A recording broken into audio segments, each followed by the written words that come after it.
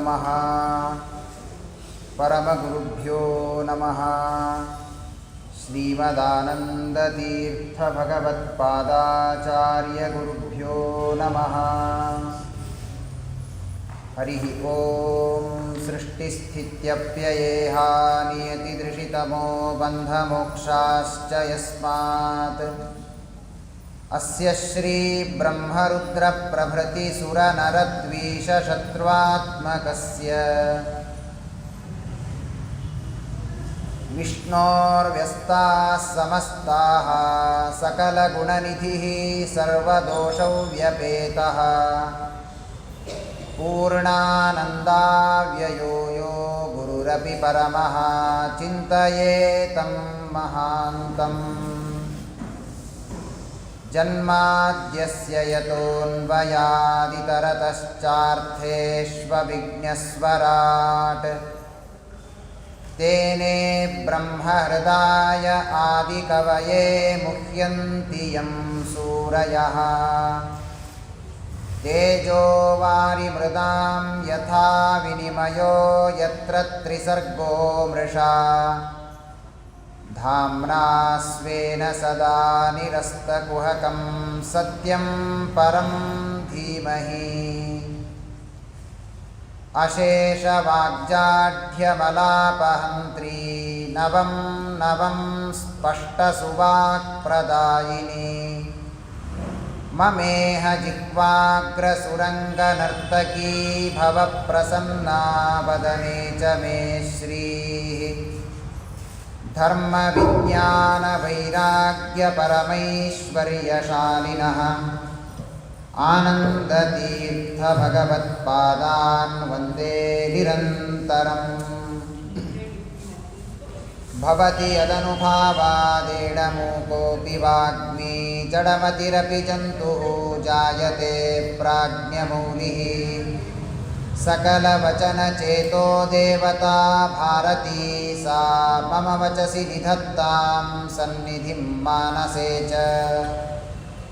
यं प्रौरजन्तमनुपेतमपेतकृत्यं द्वैपायनो विरहकातर आजुहाव। पुत्रेति तन्मयतया तरवोऽपि नेदुः तं सर्वभूतहृदयं मुनिमानतोऽस्मि।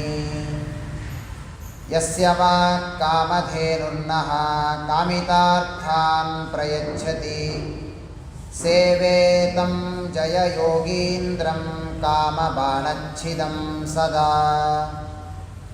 अञ्जनासूनुसान्निध्यात् विजयेन विराजितम् अजितप्रीतिजनकं भजेऽहं विजयध्वजम्।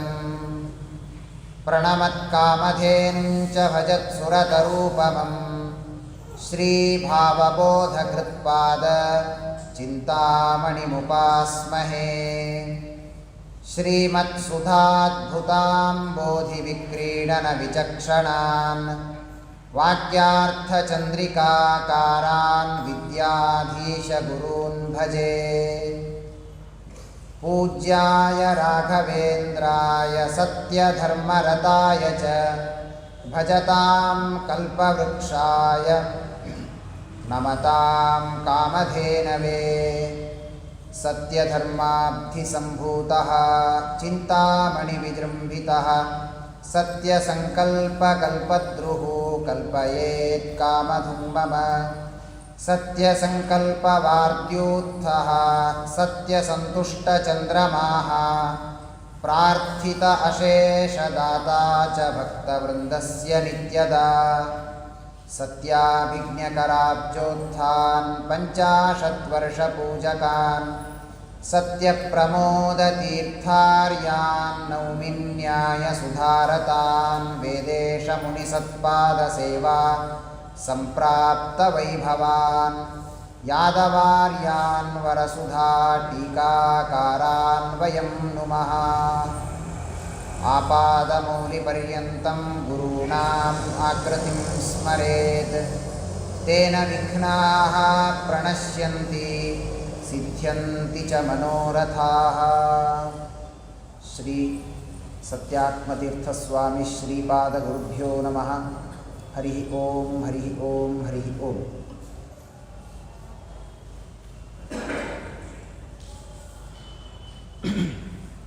ಬಾದರಾಯಣಿರುವಾಚ ತಸ್ಯಾಂ ಸ ಪಾಂಚಜನ್ಯಾಂ ವೈ ವಿಷ್ಣುಮಾಯೋಪಬೃಂಹಿತಃ ಹರ್ಯಶ್ವಸಂಜ್ಞಾನಯುತಂ ಪುತ್ರಾನ್ ಅಜನಯದ್ ವಿಭುಃ ಸ್ವಸ್ತ್ಯಸ್ತು ಸತಾಂ ಅಶೇಷ ಅಖಿಲ ಸನ್ಮಂಗಲಾನಿ ಭವಂತು.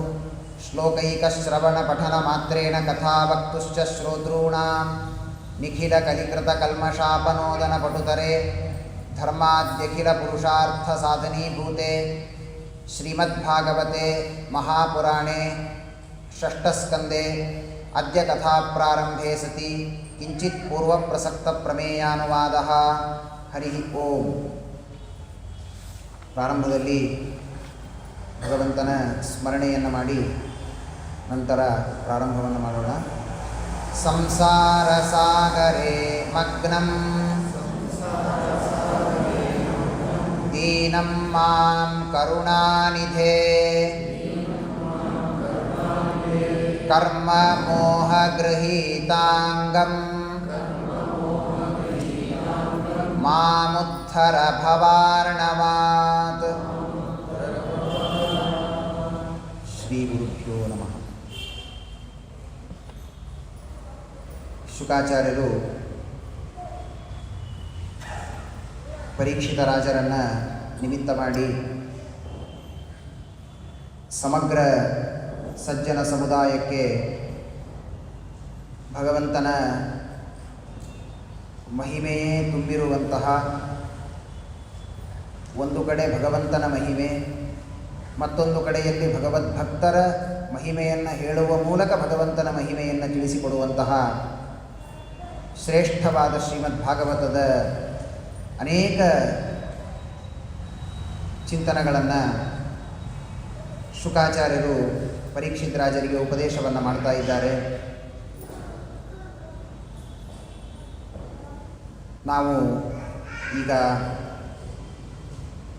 15ನೇ ದಿವಸದ ಈ ಒಂದು ದೊಡ್ಡ ಯಜ್ಞದಲ್ಲಿ ನಾವೆಲ್ಲ ಭಾಗವತದ ಶ್ರವಣವನ್ನು ಮಾಡ್ತಾ ಇದ್ದೇವೆ. 6ನೇಯ ಸ್ಕಂದದಲ್ಲಿ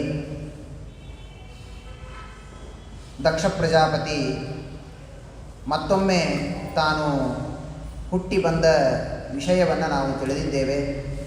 ಯಾವ ಪ್ರಾಚೀನ ಬರ್ಹಿಯ ಮಕ್ಕಳು ಪ್ರಚೇತಸರು ಅಂತ, ಆ ಪ್ರಚೇತಸರಲ್ಲಿ ಮತ್ತೊಮ್ಮೆ ದಕ್ಷ ಪ್ರಜಾಪತಿ ರುದ್ರದೇವರಿಗೆ ಮಾಡಿದಂತಹ ಅವಮಾನದ ಒಂದು ಪಾಪದ ಪ್ರಾರಬ್ಧದ ರೂಪದಲ್ಲಿ ಮತ್ತೆ ತಾನಿಲ್ಲಿ ಜನಿಸಿದ್ದಾನೆ. ಅಲ್ಲಿ ಅನೇಕ ಜನ ಮಕ್ಕಳನ್ನು ತಾನು ಪಡೀತಾ ಇದ್ದಾನೆ. ಬ್ರಹ್ಮದೇವರ ಭಗವಂತನ ಅನುಗ್ರಹದಿಂದ 10,000 ಜನ ಮಕ್ಕಳನ್ನು ಪಡೆದಿದ್ದಾನೆ ಅಂತ ಕೇಳಿದ್ದೇವೆ. 10,000 ಜನ ಸಂತಾನವನ್ನು ತಾನು ಪಡೆದು ಅವರನ್ನು ತಪಸ್ಸಿಗೆ ಅಂತ ಕಳಿಸಿದ್ದಾನೆ. ಅವರೆಲ್ಲ ತಪಸ್ಸು ಮಾಡಬೇಕು ಅಂತ ಹೋದಾಗ ನಾರದರು ಮಧ್ಯದಲ್ಲಿ ಬಂದು ಪ್ರಶ್ನೆಯನ್ನು ಮಾಡ್ತಾರೆ. ಹಾಗಾದರೆ ನೀವು ಯಾಕೆ ತಪಸ್ಸನ್ನು ಮಾಡ್ತೀರಿ? ಇಲ್ಲ, ನಮಗೆ ವಿವಾಹ ಮಾಡಿಕೊಂಡು ಸಂತಾನವನ್ನು ಪಡೆಯಬೇಕು ಎನ್ನುವ ಅಪೇಕ್ಷೆ ಇದೆ, ನನ್ನ ತಂದೆಯ ಅಪ್ಪಣೆಯೂ ಇದೆ. ಹೀಗಾಗಿ ನಾವು ಒಳ್ಳೆಯ ಕನ್ಯೆ, ಒಳ್ಳೆಯ ಪ್ರಜೆಗಳು, ಮಕ್ಕಳು, ಒಳ್ಳೆಯ ಸಂತಾನ, ಅವರಿಗೆಲ್ಲ ಒಳ್ಳೆಯ ಒಂದು ಧರ್ಮದ ಬುದ್ಧಿ ಬರಬೇಕಾದರೆ ದೈವಾನುಗ್ರಹ ಅವಶ್ಯಕ. ಹೀಗಾಗಿ ತಪಸ್ಸನ್ನು ಮಾಡುವುದಕ್ಕೆ ಬಂದಿದ್ದೇವೆ ಅಂತ ಅವರೆಲ್ಲ ಹೇಳಿದಾಗ ನಾರದರು ಕೇಳ್ತಾರೆ, ನಿನ್ನೆ ದಿವಸ ನಾವು ತಿಳಿದಿದ್ದೇವೆ 10 ಪ್ರಶ್ನೆಗಳನ್ನು ಮಾಡಿದ್ದಾರೆ. ಅಂದರೆ ಒಬ್ಬ ವ್ಯಕ್ತಿ ಸಾಮಾನ್ಯವಾಗಿ ನಾವು ತಿಳಿದದ್ದು, ಯಾರಾದರೂ ನಮಗೆ ಪುರಾಣಕ್ಕೆ ಬನ್ನಿ ಅಂತ ಕರೆದಾಗ ನಮಗ್ಯಾಕೆ ಪುರಾಣ, ನಾವೇನು ಆಚಾರೂ ಅಲ್ಲ, ಋಷಿಗಳೂ ಅಲ್ಲ, ಸನ್ಯಾಸಿಗಳೂ ಅಲ್ಲ, ನಾವು ಸಂಸಾರಿಗಳು, ನಮಗ್ಯಾಕೆ ಬೇಕು ಪುರಾಣ ಅಂತ. ಹಾಗಾದರೆ ನಾರದರು ಈ ಮೂಲಕ ತಿಳಿಸ್ತಾರೆ, ಸಂಸಾರ ಮಾಡುವ ಪ್ರತಿಯೊಬ್ಬ ಸಂಸಾರಿಗೂ ಕೂಡ ಇವುಗಳು ಮಿನಿಮಮ್ ಆದಂತಹ ಕೆಲವು ವಿಷಯಗಳು ತಿಳಿದಿರಬೇಕು. ಒಬ್ಬ ಮದುವೆ ಮಾಡಿಕೊಳ್ತಾನೆ, ಆ ಮೂಲಕ ಪ್ರಜಾ ಸಂತತಿಯನ್ನು ತಾನು ಬೆಳೆಸ್ತಾನೆ ಅಂತಂದರೆ ಕೇವಲ ಮಕ್ಕಳನ್ನು ಮಾತ್ರ ಪಡೆಯೋದಲ್ಲ, ಮುಂದೆ ಅವರಿಗೆ ಏನೇನು ಇವನು ಧರ್ಮದ ಬುದ್ಧಿಯನ್ನು ಬೆಳೆಸಬೇಕು. ಹಾಗಾದರೆ ಆ ಎಲ್ಲ ಬುದ್ಧಿ ಇವನಿಗೆ ಮೊದಲೇ ಇರಬೇಕು. ಆ ನಿಟ್ಟಿನಲ್ಲಿ 10 ಒಗಟಿನ ರೂಪದಲ್ಲಿ ಇರುವಂತಹ ಆ ಪ್ರಶ್ನೆಗಳನ್ನು ನಿನ್ನೆ ನಾವು ತಿಳಿದಿದ್ದೇವೆ. ಏನು ಅದರ ತಳಗುಡ ಅರ್ಥ ಆಗೋದಿಲ್ಲ. ಭೂಮಿಯ ಕೊನೆಯಲ್ಲಿ ಇದೆ, 2 ಕಡೆಯಲ್ಲಿ ಹರಿಯುವ ನದಿ ಯಾವುದು, ಒಂದು ಬಾರಿ ಒಳಗೆ ಪ್ರವೇಶ ಮಾಡಿದರೆ ಮತ್ತೆ ಹೊರಗೆ ಬರುವುದಕ್ಕಾಗದೇ ಇರುವಂತಹ ಒಂದು ಒಂದು ಗುಹೆ ಇದೆ, ಅದು ಯಾವುದು? ಈ ತರಹದ ಅನೇಕ ಪ್ರಶ್ನೆಗಳನ್ನು ಮಾಡಿದ್ದಾರೆ. ಇಲ್ಲಿ ಆಶ್ಚರ್ಯ, ಈ ಎಲ್ಲ ಪ್ರಶ್ನೆಗಳಲ್ಲಿ ಕೆಲವು ಕಡೆ ಡೈರೆಕ್ಟಾಗಿ, ಕೆಲವು ಕಡೆ ಇಂಡೈರೆಕ್ಟಾಗಿ ಇದ್ದದ್ದು ದೇವರೇ. ಆ ತರಹದ 10 ಪ್ರಶ್ನೆಗಳನ್ನು ನಾರದರು ಮಾಡಿದಾಗ ಅವರಿಗೆ 10,000 ಜನರಿಗೆ ತಬ್ಬಿಬ್ಬಾಗಿ ಹೋದರು. ಏನಿದು ಪ್ರಶ್ನೆಗಳು? ಇದಕ್ಕೆ ಉತ್ತರವೇ ಗೊತ್ತಿಲ್ಲವಲ್ಲ ನಮಗೆ, ದಯಮಾಡಿ ಈ ಪ್ರಶ್ನೆಗಳಿಗೆ ಉತ್ತರವನ್ನು ತಿಳಿಸಿ ಅಂತ ಕೇಳಿದಾಗ ಆಗ ನಾರದರು, ಅವರು ಮೊದಲೇ ಅವರಿಬ್ಬರಲ್ಲಿ ಮಾತಾಗಿತ್ತು, ಉತ್ತರ ಕೊಟ್ಟರೆ ನೀವು ಮದುವೆ ಆಗಬೇಕು, ಇಲ್ಲ ಅಂದರೆ ನಾನು ಹೇಳಿದಂತೆ ಕೇಳಬೇಕು, ಆಗಲಿ ಅಂತ ಒಪ್ಪಿಕೊಂಡಿದ್ದಾರೆ. ಒಂದೊಂದು ಪ್ರಶ್ನೆಗೆ ಉತ್ತರವನ್ನು ನೀಡ್ತಾ ಬರ್ತಾರೆ.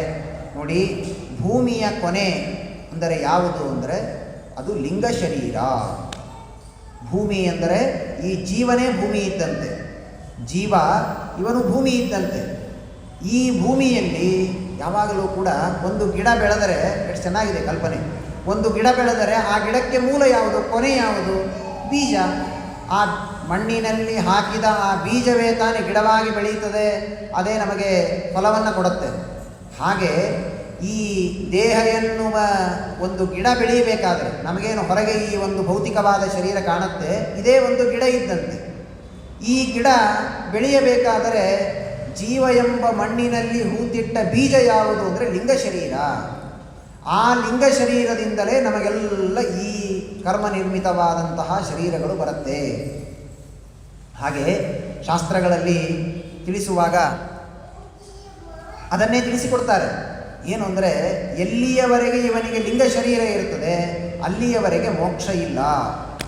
ವಿರಜಾ ನದಿ ಸ್ನಾನೇನ ತ್ಯಕ್ತ ಲಿಂಗಾನಾಂ ಅಂತ ಹೇಳ್ತಾರೆ. ಹೇಳುವಾಗ ಗದ್ಯದಲ್ಲಿ ವಿರಜಾ ನದಿ ಸ್ನಾನೇನ ತ್ಯಕ್ತ ಲಿಂಗಾನಾಂ, ಕೊನೆಗೆ ನಮ್ಮ ಪ್ರಾರಬ್ಧ ಕರ್ಮವು ಕಳೆದ ಮೇಲೆ, ಪ್ರಳಯ ಎಲ್ಲ ಆಗಿ ಹೋಗಿ ಮತ್ತೊಮ್ಮೆ ಜಗತ್ತಿನ ಹೊಸದಾಗಿ ಸೃಷ್ಟಿಯಾದ ಮೇಲೆ ಹೋದ ಕಲ್ಪದ ಬ್ರಹ್ಮದೇವರು ನಮ್ಮೆಲ್ಲರನ್ನ, ಅಂದರೆ ಈ ಕಲ್ಪದಲ್ಲಿ ಮೋಕ್ಷಕ್ಕೆ ಹೋಗಬೇಕಾದ ಎಲ್ಲ ಜೀವರಾಶಿಗಳನ್ನು ಕರೆದುಕೊಂಡು ಹೋಗ್ತಾರೆ.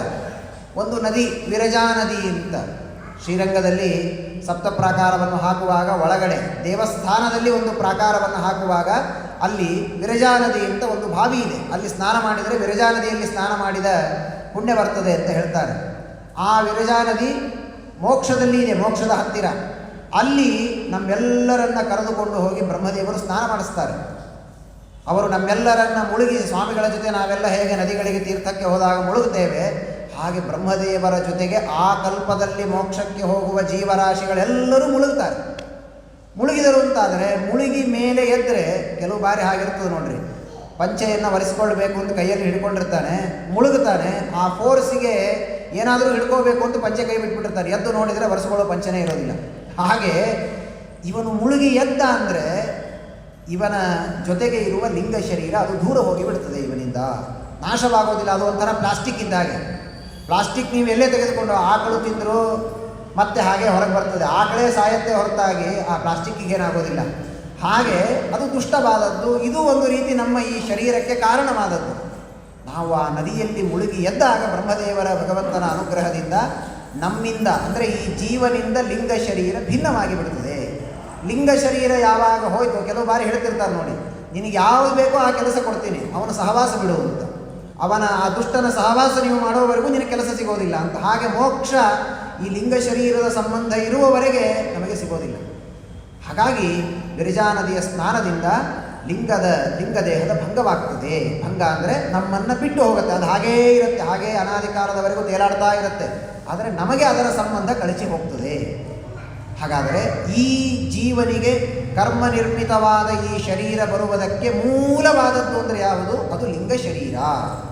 ಅದಕ್ಕಾಗಿಯೇ ನಾರದರು ಕೇಳಿದ್ದು ಭೂಮಿಯ ಅಂತ ಯಾವುದು? ಭೂಮಿ ಎಂದರೆ ಜೀವ. ಈ ಜೀವನಿಗೆ ಶರೀರ ಬರುವುದಕ್ಕೆ ಕೊನೆ ಅಂದರೆ ಯಾವುದು? ಮೇನ್ ಯಾವುದು? ಅದು ಲಿಂಗ ಶರೀರ. ಮೊದಲನೇ ಪ್ರಶ್ನೆಗೆ ಉತ್ತರವನ್ನು ನೀಡಿದ್ದಾರೆ. ಅವರು ಪ್ರತಿ ಪ್ರಶ್ನೆಗೂ ಹೇಳ್ತಾರಲ್ಲೋ, ನಿಮಗೆ ಸಣ್ಣ ಉತ್ತರ ಗೊತ್ತಿಲ್ಲ ಅಂದರೆ ಹೆಂಗೆ ಮದುವೆ ಮಾಡ್ಕೋತೀರಿ ನೀವು? ಅಲ್ಲರಿ, ಮದುವೆಗೂ ಲಿಂಗ ಶರೀರಕ್ಕೂ ಏನು ಸಂಬಂಧ? ಹಾಗಾದರೆ ದೇವರು ಮಾಡಿದ ಈ ಅತ್ಯದ್ಭುತವಾದ ನಮ್ಮ ಶರೀರ ನಮಗೆ ಹೇಗೆ ಬಂದಿದೆ ಅಂತೇ ಗೊತ್ತಿಲ್ಲ, ಇನ್ನೊಬ್ಬರನ್ನ ಮದುವೆ ಮಾಡ್ಕೊಂಡು ಅವ್ರನ್ನೇನು ಸಾಕ್ತೀನಿ? ಇನ್ನೊಬ್ಬರನ್ನು ಸಾಕಬೇಕಾದ್ರೆ ನಿನ್ನ ಶರೀರದ ಬಗ್ಗೆ ನಿನಗೆ ಗೊತ್ತಿರಬೇಕಲ್ಲ. ನಿನ್ನ ಶರೀರ, ಇದರ ಒಳಗಿರುವ ಜೀವ, ಇದಕ್ಕೂ ಮೂಲನಾದ ಲಿಂಗ ಶರೀರ, ಇದರ ಬಗ್ಗೆಯೇ ನಿನಗೆ ಪರಿಕಲ್ಪನೆ ಇಲ್ಲ ಅಂದರೆ ಮತ್ತೊಬ್ಬರನ್ನು ಮದುವೆ ಮಾಡಿಕೊಂಡು ಮತ್ತೊಂದಷ್ಟು ಮಕ್ಕಳನ್ನು ಹಡೆದು ಏನು ಅವರನ್ನು ಸಾಕ್ತಿ ನೀನು? ಹಾಗಾದರೆ ನೀನು ಮದುವೆ ಮಾಡಿಕೊಳ್ಳುವುದಕ್ಕೆ ಲಾಯಕ್ಕಲ್ಲ. ಪ್ರತಿ ಬಾರಿ ಈ ಮಾತನ್ನು ಹೇಳ್ತಾರೆ ನಾರದರು ಅದ್ಭುತವಾಗಿ. ಭೂಕ್ಷೇತ್ರಂ ಬೀಜ ಸಂನ್ಯಸ್ಯ ಯದನಾದಿ ನಿಬಂಧನಂ ಅದೃಷ್ಟವಾತಸ್ಯ ನಿರ್ವಾಣಂ ಕಿಮಸತ್ಕರ್ಮಭಿರ್ಭವೆ. ಮದುವೆ ಮಾಡ್ಕೊಂಡು ಏನು ಮಾಡ್ತೀರಿ? ಹಾಗಾದರೆ ಬರೋಣ ಈಗ ಎರಡನೇ ಪ್ರಶ್ನೆ ಏನಿತ್ತು? ತಥಾ ಏಕಪುರುಷಂ ರಾಜ್ಯಂ. ಒಂದು ರಾಜ್ಯ ಇದೆ, ದೊಡ್ಡ ರಾಜ್ಯ. ಆ ಇಡೀ ರಾಜ್ಯದಲ್ಲಿ ಒಬ್ಬನೇ ರಾಜ. ಅವನು ಯಾರು? ಆಶ್ಚರ್ಯ. ಒಂದೊಂದು ರಾಜ್ಯಕ್ಕೆ ಒಬ್ಬೊಬ್ಬ ರಾಜರಿರ್ತಾರೆ. ಹಾಗಾದರೆ ಒಬ್ಬನೇ ರಾಜನಾಗಿ ಇರುವ ರಾಜ್ಯ ಯಾವುದು ಅಂದರೆ ಇದೇ ಜಗತ್ತು. ಜಗತ್ತೆನ್ನುವ ರಾಜ್ಯಕ್ಕೆ ಒಬ್ಬನೇ ರಾಜ ಅಂದರೆ ಸ್ವತಂತ್ರನಾದ ಗುಣಪರಿಪೂರ್ಣನಾದ ಸರ್ವಶಕ್ತನಾದ ಭಗವಂತ ಒಬ್ಬನೇ ಸರ್ವೋತ್ತಮ. ಅವನೊಬ್ಬನೇ ರಾಜ. ಉಳಿದವರೆಲ್ಲರೂ ಕೂಡ ಅವನ ಸೇವಕರಾಗಿ ಅವನ ಆಜ್ಞಾಧಾರಕರಾಗಿ ಬ್ರಹ್ಮಾದಿ ದೇವತೆಗಳು ಸೇವೆಯನ್ನು ಮಾಡ್ತಾರೆ ಹೊರತಾಗಿ ಸ್ವತಂತ್ರನಾದ ವ್ಯಕ್ತಿ ದೇವರು ಮಾತ್ರ ಎನ್ನುವುದಾಗಿ ಉತ್ತರವನ್ನು ನೀಡಿದ್ದಾರೆ. ಮೂರನೆಯ ಪ್ರಶ್ನೆ ಬಿಲಂಚ ಅದೃಷ್ಟ ನಿರ್ಗಮಂ. ಒಂದು ಬಾರಿ ಒಳಗೆ ಗುಹೆಯಲ್ಲಿ ಪ್ರವೇಶ ಮಾಡಿಬಿಟ್ರೆ ಹೊರಗೆ ಬರಲಿಕ್ಕಾಗೋದಿಲ್ಲ. ಇದೇನು ಆಶ್ಚರ್ಯ! ಯಾವ ರೂಟಲ್ಲಿ ನಾವು ಹೋಗಿರ್ತೇವೆ ಅದೇ ರೂಟಲ್ಲಿ ಮತ್ತೆ ತಿರುಗಿ ಬಂದರೆ ಬರ್ಬೋದಲ್ವಾ? ಅದರಿಂದ ಹಾಗೇ ದಾರಿ ಇದ್ದರೆ ಆಚೆ ಹೋಗಬಹುದು. ಇಲ್ಲ ಅಂತಾದರೂ ಕೂಡ ಒನ್ವೇ ಇರ್ತದೆ. ಕೆಲವು ಬಾರಿ ಹೇಗೆ ಹೋಗಿರ್ತೇವೋ ಹಾಗೆ ಮತ್ತೆ ಬರ್ಬೋದಲ್ವಾ? ಇಲ್ಲ. ಆ ತರಹದ ಒಂದು ಬಿಲ ಇದೆ. ಒಂದು ಬಾರಿ ಹೋದರೆ ಮತ್ತೊಮ್ಮೆ ಬರಲಿಕ್ಕಾಗೋದಿಲ್ಲ. ಅದು ಯಾವುದು ಅಂದರೆ ಮೋಕ್ಷ. ಸ್ವರ್ಗಾದಿ ಲೋಕಗಳು ಹೇಗೆ ಅಂದರೆ ಹೋದ ಮಾರ್ಗಕ್ಕೆ ಮತ್ತೆ ಬರಬಹುದು. ಸ್ವರ್ಗದಲ್ಲಿ ಹೋಗ್ತಾನೆ, ಇವನ ಪುಣ್ಯದ ಅವಧಿ ಎಷ್ಟಿತ್ತೋ ಅಷ್ಟು ವರ್ಷ ಅನುಭವಿಸ್ತಾನೆ, ಮುಗಿಯಿತು ಅಂದರೆ ಮತ್ತೆ ಕೆಳಗೆ ಒಗಿತಾರೆ, ಬರ್ತಾನೆ ಲೋಕಕ್ಕೆ. ಆದರೆ ಒಂದು ಬಾರಿ ಹೋದರೆ ಮತ್ತೆ ತಿರುಗಿ ಬರದೇ ಇರುವಂತಹ ಲೋಕ ಅಂದರೆ ಅದು ಮೋಕ್ಷ. ಪರಮ ಸುಖವನ್ನು ಕೊಡುವಂತಹ ಮೋಕ್ಷ ಎನ್ನುವುದಾಗಿ ತಿಳಿದುಕೊಳ್ಳಿ. ಇನ್ನು ಮತ್ತೊಂದಿದೆ, ಬಹುರೂಪಾಂ ಸ್ತ್ರೀಯಂಚಾಪಿ.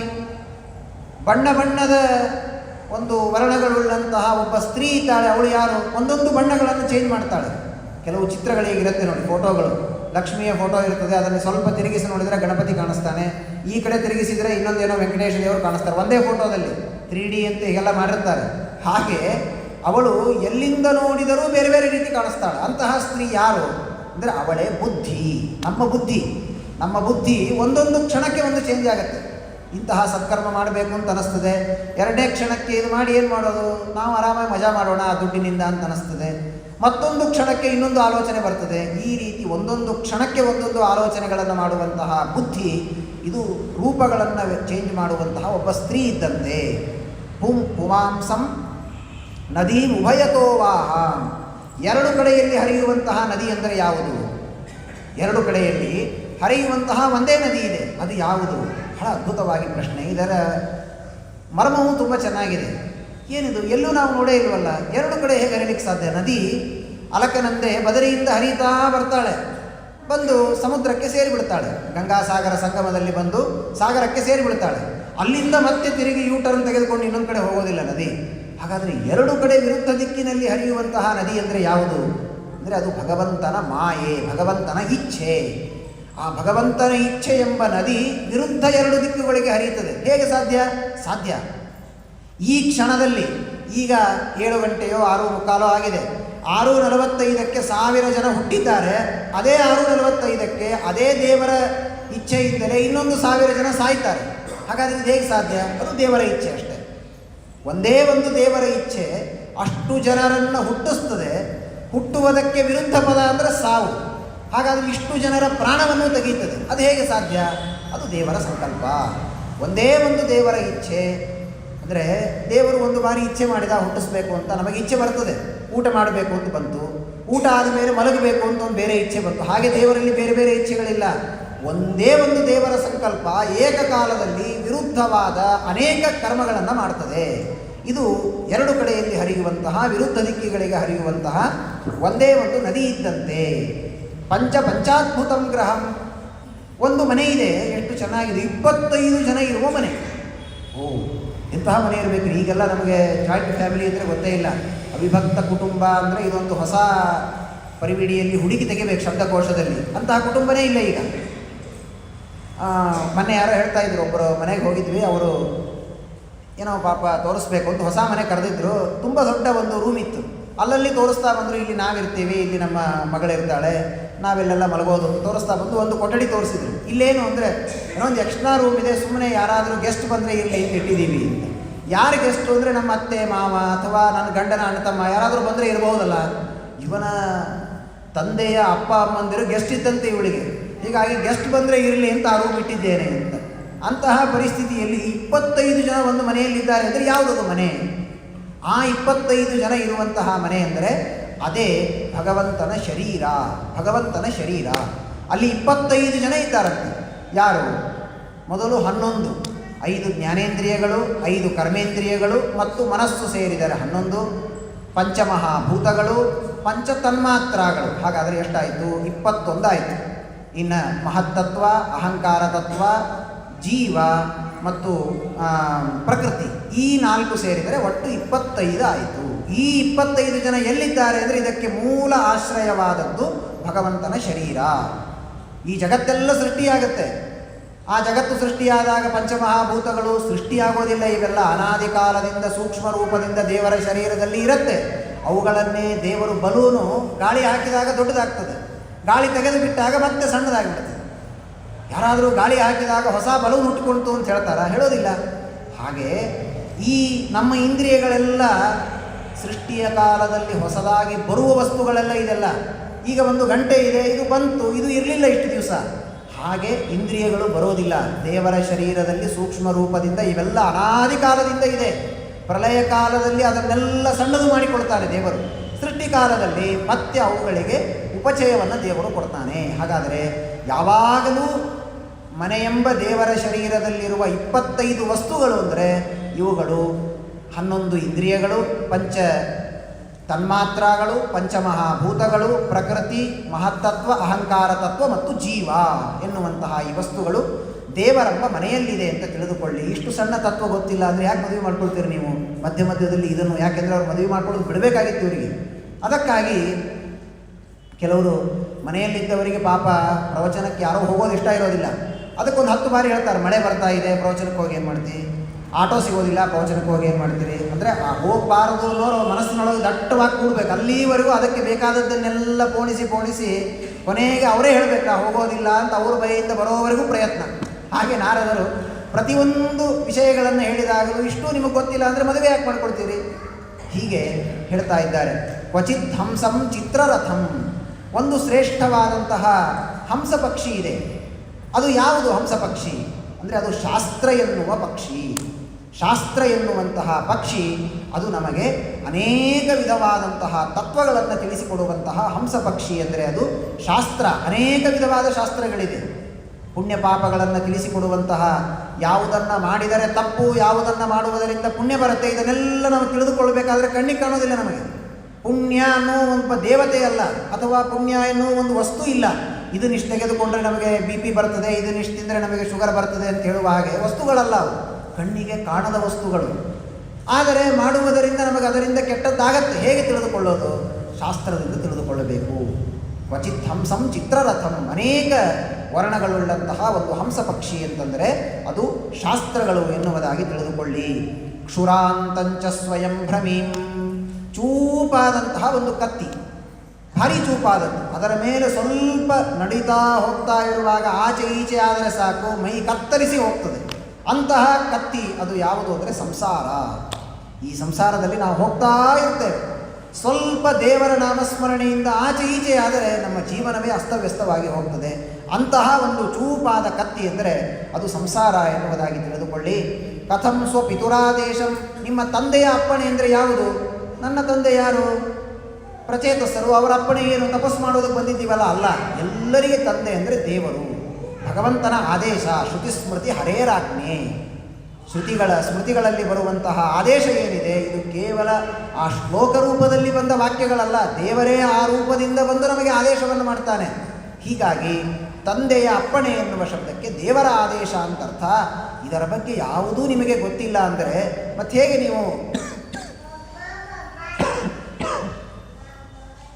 ನೀವು ಈ ಒಂದು ಜಗತ್ತಿನ ಸೃಷ್ಟಿಗಾಗಿ ಸಂತಾನೋತ್ಪತ್ತಿಯನ್ನು ಮಾಡುವುದಕ್ಕಾಗಿ ನೀವು ಹೇಗೆ ಇದರಲ್ಲಿ ಉದ್ಯುಕ್ತರಾಗುವುದಕ್ಕೆ ಸಾಧ್ಯ?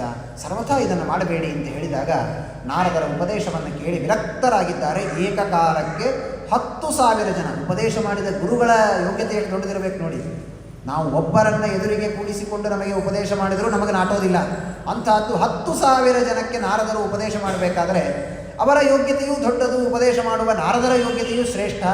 ಹೀಗಾಗಿ ಅವ್ರು ಏನು ಮಾಡಬೇಕು ಅಂತೇಳಿ ನಿಮಗೆಲ್ಲ ಸನ್ಯಾಸಾಶ್ರಮ ಕೊಡ್ತೀನಿ. ಎಂತಹ ಪರಿಸ್ಥಿತಿ, 10,000 ಜನ ಏಕಾಲಕ್ಕೆ ಸನ್ಯಾಸಿಗಳಾದ್ರೆ ಅವ್ರ ಮನೆಗೆ ಭಿಕ್ಷಾ ಕರೆಯೋರು, ಅವರಿಗೆಲ್ಲ ಭಿಕ್ಷಾಗಾಣಿಕೆ ಕೊಡೋರ ಗತಿ ಏನು?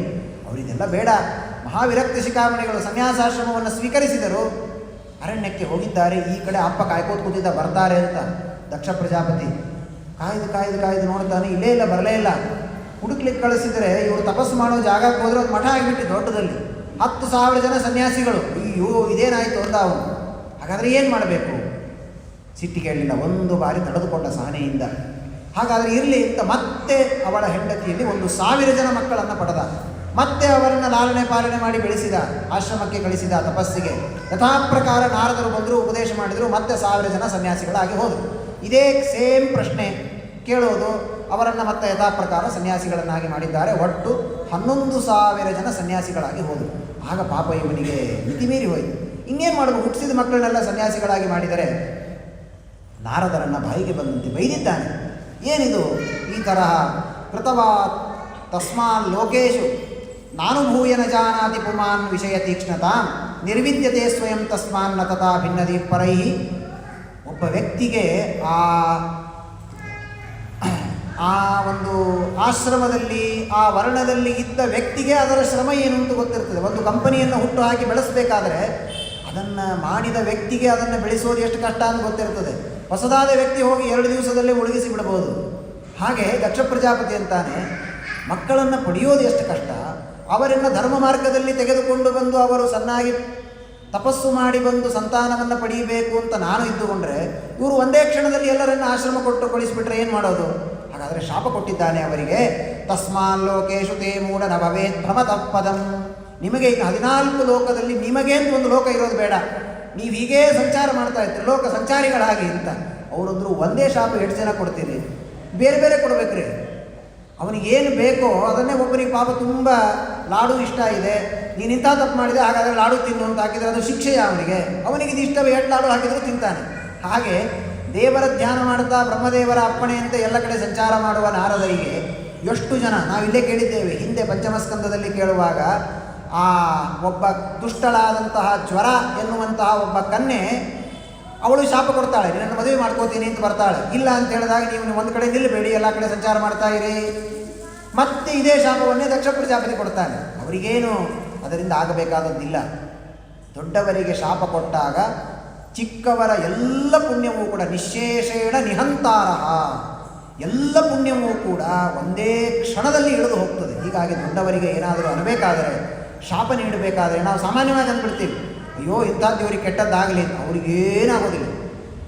ಒಂದು ಸಣ್ಣ ಇರುವೆ ಕಳೀತಿದೆ ನಾವು ಶಾಪ ಕೊಟ್ಟಿದ್ದರಿಂದ. ಆದರೆ ನಮಗೆ 10 ವರ್ಷಗಳಿಂದ ಮಾಡಿದ ಪುಣ್ಯ ಎಲ್ಲ ಅವರಿಗೆ ಸಣ್ಣ ಇರುವೆ ಕಡಿಯುವುದಕ್ಕಾಗಿ ನಾವು ವೇಸ್ಟ್ ಮಾಡಿಕೊಂಡಂತೆ ಆಗ್ತದೆ. ಹಾಗೆ ನಾರದರಿಗೆ ಅದರಿಂದ ಏನೂ ಆಗಿಲ್ಲ.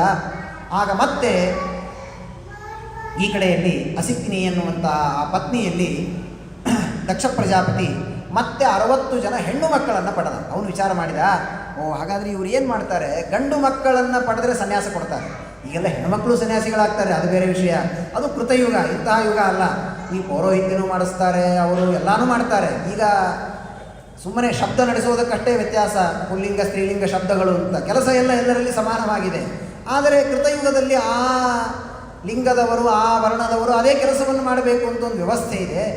ಹಾಗಾದರೆ ದಕ್ಷ ಅಂದ, ನಾನು ಹೆಣ್ಣು ಮಕ್ಕಳನ್ನು ಪಡೆದು ಬಿಡೋಣ, ನಾರದರು ಆಶ್ರಮ ಕೊಡಲಿಕ್ಕೆ ಬರೋದೇ ಇಲ್ಲ ಅಂತ 60 ಜನ ಹೆಣ್ಣು ಮಕ್ಕಳನ್ನು ಪಡೆದಿದ್ದಾನೆ. ಆ 60 ಜನ ಹೆಣ್ಣು ಮಕ್ಕಳನ್ನು, ಹಾಗಾದರೆ ಮತ್ತೆ ಮಕ್ಕಳೇನೂ ಹುಟ್ಟಿದ್ರು, ಅವ್ರನ್ನ ಯಾರಿಗೆ ಕೊಡಬೇಕು ಮದುವೆ ಮಾಡಲಿಕ್ಕೆ? ಮತ್ತೆ ಗಲಾಟೆ ಶುರು ಆಯ್ತಲ್ಲ. ಹಾಗಾದರೆ ಒಬ್ಬೊಬ್ಬರಿಗೆ ಹುಡ್ಕೋದು ಕೂತ್ರೆ ವರ ಸಿಗೋದಿಲ್ಲ. ಹೀಗಾಗಿ ಒಂದೊಂದು ಲಾಟ್ ಮಾಡಿಬಿಟ್ಟ ಅವನು. ದದೌಚ ದಶ ಧರ್ಮಾಯ ಕಾಶ್ಯಪಾಯ ತ್ರಯೋದಶ ಕಾಲಸ್ಯ ನಯನೇ ಯುಕ್ತಾ ಸಪ್ತಮಂ ವಿಂಶತಿಮಿಂದವೇ. 10 ಜನರನ್ನು ಯಮಧರ್ಮನಿಗೆ ಕೊಟ್ಬಿಟ್ಟ. ಒಂದು ದೊಡ್ಡ ಲಾಟ್ ಮುಗಿದೋಯ್ತು. 10 ಜನರನ್ನು ಯಮಧರ್ಮರಾಜನಿಗೆ ಕೊಟ್ಟಿದ್ದಾರೆ, 13 ಜನರನ್ನು ಕಶ್ಯಪ ಋಷಿಗಳಿಗೆ ಕೊಟ್ಟಿದ್ದಾನೆ, 23 ಆಗೋಯ್ತು. ಇನ್ನು ಚಂದ್ರನಿಗೆ 27 ಜನರನ್ನು ಕೊಟ್ಟು ಮದುವೆ ಮಾಡಿದ್ದಾನೆ. ಇದನ್ನೇ ನಾವು ಹಿಂದೆ ಕಥೆ ಕೇಳಿದ್ವಿ.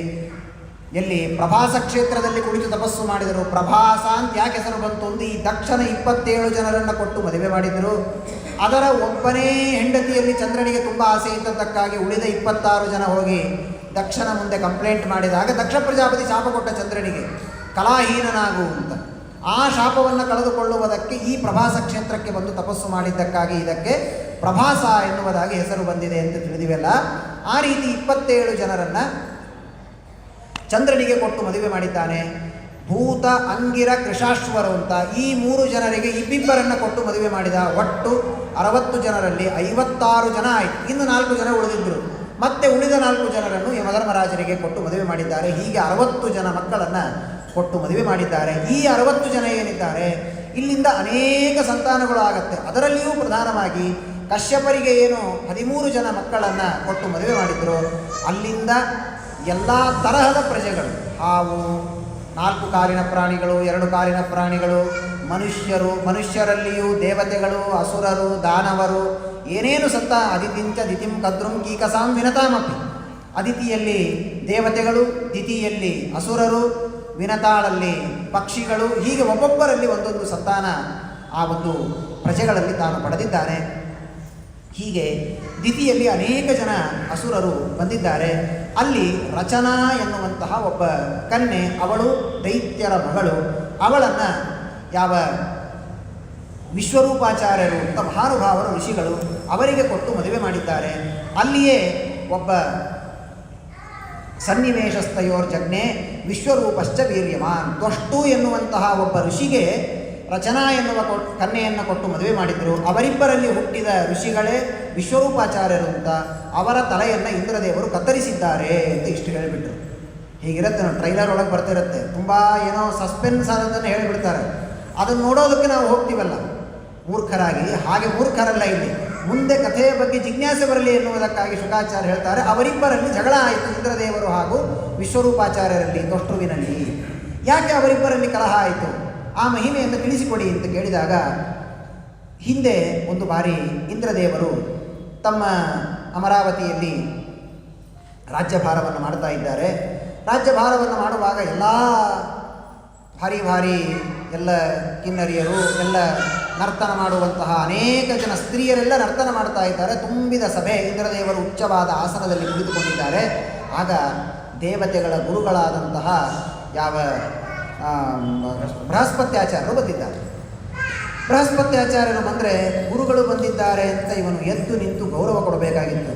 ನೋಚ್ಚಚಾಲ ಆಸನಾದಿಂದ್ರ ಎದ್ದು ಏನು ಮಾಡಲಿಲ್ಲ, ಬೈಲಿಲ್ಲ ಬಾಯಿಂದ, ಅಯ್ಯೋ ನೀವ್ಯಾಕೆ ಬಂದ್ರಿ ಈಗ ಅಂತರಲಿಲ್ಲ. ಆದರೆ ಅವರು ಬಂದಾಗ ಎದ್ದು ನಿಂತು ಇವನು ಗೌರವ ಕೊಟ್ಟು ನಮಸ್ಕಾರ ಮಾಡಬೇಕಾಗಿತ್ತು, ಮಾಡಲಿಲ್ಲ, ಹಾಗೇ ಕುಳಿತುಕೊಂಡಿದ್ದ. ಅವರು ಏನು ಸಿಟ್ಟಿಗೆ ಹೇಳಲಿಲ್ಲ, ಏನೋ ಪಾಪ ಏನೋ ಗಲಾಟೆಯಲ್ಲಿರಬೇಕು ಬಿಡು ಅಂತ ಅಂದುಕೊಂಡಿದ್ದಾರೆ. ಅವರು ಮತ್ತೆ ತಮ್ಮ ಮನೆಗೆ ತಿರುಗಿ ಹೋಗಿದ್ದಾರೆ. ಅದಕ್ಕಾಗಿ ಹೇಳು, ಸತಾಂ ಕೃತ್ವಾತು ಸಂತಾಪಂ ಶಾಪಂ ದೇಹೀತಿ ನೋವದೆ, ಸತಾಂ ಕೃತ್ವಾತು ಸಂತೋಷಂ ವರಂ ದೇಹೀತಿ ನೋವದೆ. ಈಗೆಲ್ಲ ಸ್ವಲ್ಪ